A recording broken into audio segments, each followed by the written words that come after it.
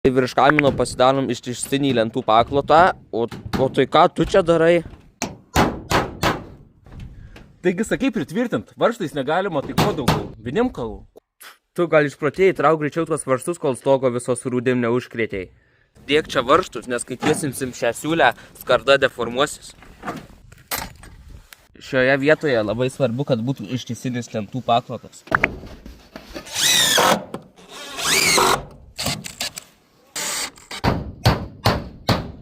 Kai prisisukate šiuos varžtus, galite drąsiai pradėti daužyti šią siūlę. Na, siūlė jau suploju. Nupučiam dulkes. Turim tokį sumaunamą korpusą. Užsilankstėm, atsimutavom ir tuo įdėsim. Čia jau paskutinė detalė tavo? Ja. Tai jeigu ir jūs norite tokio kamino apskardinimo, tai drąsiai skambinkite. Bet svarbiausia ne pamokų metu. O tai kodėl negalima? Nes jau mokytojam pradėjo atsibosti. Ir jie jau geriau žino mano kainoraštį nei savo tvarkaraštį.